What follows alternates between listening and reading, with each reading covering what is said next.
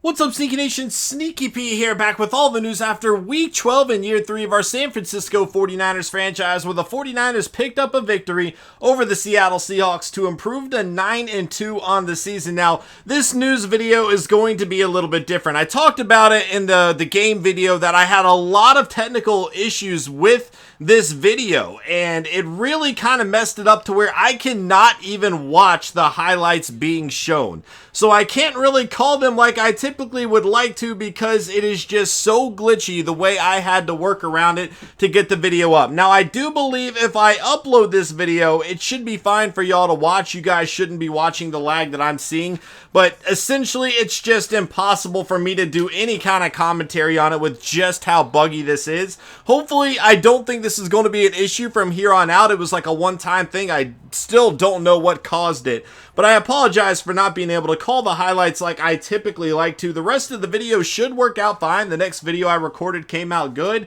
It was just this one instance that really glitched everything, and I'm still not entirely sure what the problem was. I wish I did know so I could avoid it happening again, but like I said, it seems to be a problem that fixed itself. I still do have the highlights for you guys to watch, but as I'm trying to watch it now doing the commentary, I'm watching still frame after still frame, and it's just impossible to put all the pieces together. What I can do, though, is go ahead and jump into some press questions during this time. The first one coming from Kevin Tajari.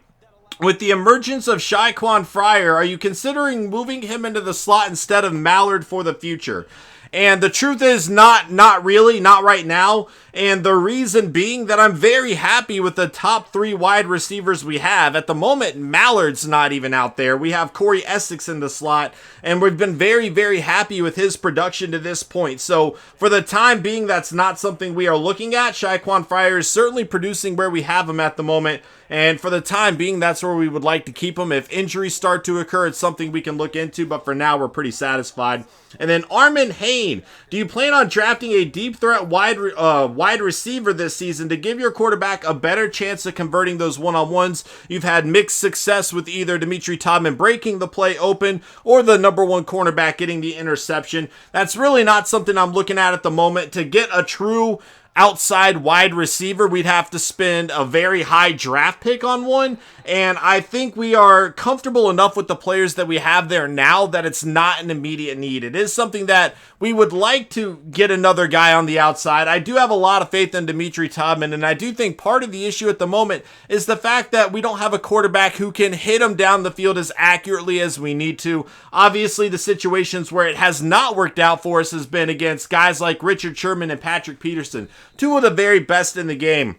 But for the most part, I do feel like we kind of already have that wide receiver in Dimitri Todman, and we like Willie Snead at the moment. We like Corey Essex. I just don't think it's a big enough need that we need to spend a top draft pick on it. I think there are other things that we should look at first. Here's our practice. We're getting ready for the Vikings game. The Vikings coming into this game are actually not that bad. They're sitting at 6-5 on the year after going 4-12 last year. It's certainly going to be a difficult matchup with them, and they do have some key players in place for a very good team. They're starting to get their act together. They're not quite there yet, but it's definitely an interesting battle between these two teams. And like I said it in the last video, the 49ers are not doing anything that makes them look like a 9-2 team right now. They have had some success getting the ball into the end zone, but they look like a very inconsistent team that is just kind of made the right plays at the right time. And that's certainly a great thing to have, but it's not anything you can rely on. We're not going out there, we're not dominating any of these games, and that's certainly a concern. So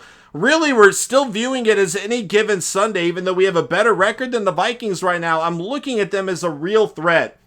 And until this 49ers team can show some consistency, we do have some concerns getting ready for the playoffs. But right now, things are definitely going well. We've been on the road the last 3 weeks. We're back at home for this one. So hopefully the 49ers can show up and take advantage of this matchup. Let's go ahead and take a look at some other scores around the league. 23-10, the Bears with a victory over the Redskins. The Bears now 8-3 on the year. Antoine Street continuing to play well. Kirk Cousins struggled a little bit, but once again, no Denton Ridge Richie in this game. He's in year number 2. He was drafted as a 24-year-old, so he's 26 years old and is yet to be a day-to-day starter. The Redskins are currently 4-6-1, so it's not like they're even having success with Cousins at this point, but they are still opting to go with him, which is, to me, a pretty interesting decision. Interceptions in this game, 2 by Trevathan there, and then 1 by Josh Norman.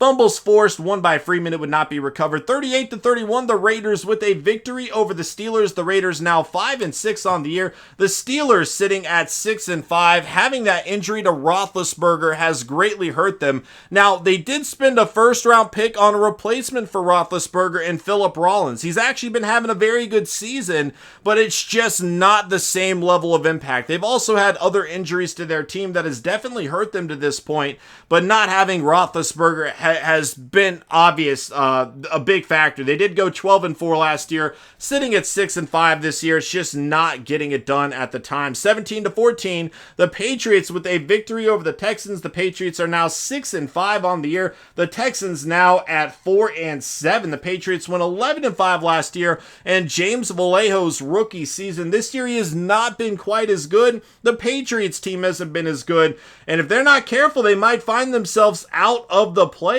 here. They are still 6-5 with plenty of games left. They're not out of it yet by any means, but James Vallejo is going to have to find a way to be more consistent and get this team back to where they were last season.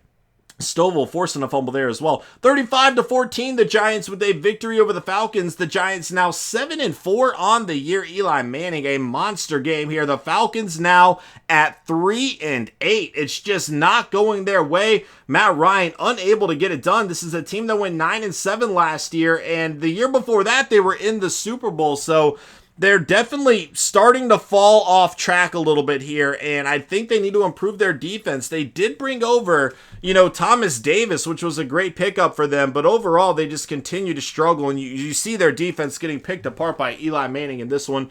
Fumbles, nothing going on there. 41-25, the Bengals with a blowout victory over the Browns. The Bengals now 6-5 on the year. The Browns now at 3-8. Houston Church, a solid game, but once again, it's just not leading to some victories. The Browns defense continues to let them down as well. It's just not happening. They looked very good in year number 1 of this franchise. They fell off the mark last year, going 4-11-1 despite getting a great young quarterback in Houston Church. But again, they're 3-8 this year. It's just not happening for them right now. And they're going to have to find some other ways to get some players around Houston to start getting a level of success. 24-10, the Dolphins with a victory over the Jets. The Dolphins, after signing Drew Brees, are 9-2 on the season. Again, Drew Brees won the Super Bowl last year with the Saints. He is looking very good with his new team here. And in fact, they are tied for the best record in the NFL. Oh, no, I take that back. They're tied for the second best record in the NFL at 9-2. The Jets, on the other hand, 0-11. They have a lot of needs on this team, and they are going to have to address it this offseason. Hopefully they can find themselves a franchise quarterback at number 1. 30-24, the Vikings with a victory over the Packers. The Vikings now 6-5 on the year. And again, this is the team the 49ers are getting ready to go against. The Packers 5-6 after going 11-5 last year. They have certainly dropped off the face of the earth compared to where they were previously. The Vikings went 4-12 last year and made the right decisions in the offseason. They've already surpassed that with their 6-5 record. And this is definitely a team on the rise, and a team the 49ers are going to have to be a bit worried about. 35-31, the Bucs with a victory over the Ravens. The Bucs now 5-6 on the year. The Ravens now at 1-10, despite another solid outing by Joe Flacco. It's just never enough. This Ravens team just cannot slow teams down. Their defense has been an issue this entire time, and it's just not working for them. They went 5-10-1 last year, but sitting at 1-10 this season.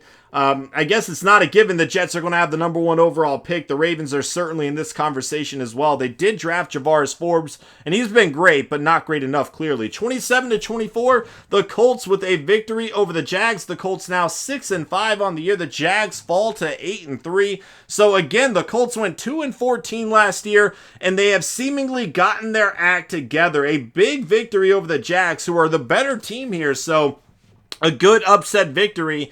And again, if this Colts team can build some momentum, they're still a team to look out for. They do have a lot of potential with Andrew Luck there. They just got to know which Andrew Luck they're getting. He seems to be a very momentum-based player at this point, and we'll have to see if he can continue it on to next week. 28-10, the Chargers with a victory over the Rams. Both teams now 4-7 after this one. Jared Goff just not getting it done. Under 200 yards, 0 touchdowns on the day. He did not throw an interception, though. But you didn't see Todd Gurley have an outstanding game either. And this Rams offense just lacking the weapons right now to open things up for their running backs, Todd Gurley and Eugene Fontenot. Sacks, 1.5 by Bosa, 1 by Moore. Interceptions, nothing going on there. Fumbles forced and fumbles recovered. And Clifton Way would force one. Polite would force and recover one. 45-38, the Cardinals with a victory over the Saints. The Cardinals now 4-7 on the year. The Saints sitting at 5-6. Again, the Saints did win the Super Bowl, decided to not bring Drew Brees back, and their team is clearly taking a hit because of it, while you see Drew Brees over with the Dolphins going 9-2 right now. With a team that's capable of winning the Super Bowl, I don't know what they're doing. Look at Trace Ash, 167 yards and 3 touchdowns. This guy has been killing it since coming into the NFL, but he's like under a 70 overall. It doesn't matter. He finds ways to make plays, and the Cardinals have been reaping the benefits of his play right now. They would get the victory, but again, they're still 4-7 on the year. 36-24, the Eagles with a victory over the Panthers. The Eagles now 5-6 on the year. The Panthers now at 6-5, and not a good game by Cam Newton in this one. The NFC South is wide open at this point. You're really not seeing any team run away from it. So if the Panthers can't get a victory over a team they should have beat here in the Eagles, you got to wonder which team is going to take this division, because I think the Panthers were out in front, but with a loss here, it certainly hurts them. But again, no other team in their division really looking outstanding right now. Look at Tremaine Brock, the 49er, the former 49er. We traded him to the Eagles, and he had an outstanding game in this one. 52-31, the Bills with a victory over the Lions. The Bills now at 7-4. The Lions now at 7-4. And look at all these rushing touchdowns. McCoy with 3, Riddick with 3, Clements with 2 to go with the 3 from McCoy, and then Taylor with 1. You had 6 rushing touchdowns by the Buffalo Bills in this game, and that is outstanding. The Lions' run defense has got to find a way to pick it up a little bit more, because that is absolutely absurd. As we take a look, interceptions, none going on here. Fumbles forced and fumbles recovered, nothing there either. 32-23, the Titans with a victory over the Cowboys. The Titans now 6-5 on the year. The Cowboys now at 3-7-1. The Titans were 7-9 last year. The Cowboys at 9-7, but they have just fallen off the mark, and injuries have a lot to do with it. They've been dealing with a ton of injuries, and certainly they expected to be better than 3-7-1 at this point in the season, but they're just not able to get it done, and they're going to have to find a way to revamp their team with what appears to be a high draft pick coming their way. Fumbles forced and fumbles recovered, one by Derek Morgan. It would not be recovered. 17-15, the Broncos with a victory over the Chiefs, and the Broncos are the team with the best record in the NFL, sitting at 10-1 on the season. The Chiefs are very good as well, though. They are 7-4, but they did not do enough to get the victory against the Broncos today. The Broncos with Paxton Lynch, a rising star at quarterback, didn't have an outstanding game, but the Chiefs do have a good defense. But it's the Broncos defense that has really been carrying this team to this point, and they definitely look like the best team in the NFL right now as we scroll through. Fumbles forced and fumbles recovered, and 2 fumbles forced. Bailey and Talib there, neither or both would be recovered. Jeremy Hill, 13 carries, 93 yards. 2 rushing touchdowns. He also had 2 receiving touchdowns. Trevathan, 8 tackles, 2 interceptions. Jamie Collins, 9 tackles, 3 sacks, and an interception. And then LaShawn McCoy, 30 carries, 118 yards, 3 rushing touchdowns. But he also had 75 receiving yards as well. A monster game as we take a look at the Vikings. Teddy Bridgewater at quarterback. Brian Hoyer backing him up. Adrian Peterson getting up there in age, still productive. But they also have A.J. Perkins in the waiting. A very good young running running back. Wide receivers do leave a lot to be desired. They do have some youth here, some players they think have a lot of potential, but really not an outstanding threat yet for Teddy Bridgewater to work with. Offensive line, it's very hit and miss. They do have some good blockers here. They also have some youth here that could improve, but a lot of holes as well. Defensively, though, they got a lot of playmakers. Griffin at right end, Floyd and Linval Joseph going to be at defensive tackle, Anthony Barr at left outside linebacker, Eric Kendricks is there, right outside linebacker, McCauley, a second-year guy out of Florida State, then Xavier Rhodes and Waynes in the secondary. Overall, Harrison Smith still making it happen. And then they have two very good safeties as well. Not very good, but two solid safeties as well. Strong safeties. So a solid defense, a lot of guys that can make some plays. It's a team that's going to have to rely on their running game, I think. And the 49ers are a very good run-stopping team. So we'll have to see how we match up with the Vikings. It should be a good game. Thank you guys so much for watching, and I will see you guys next time. Later.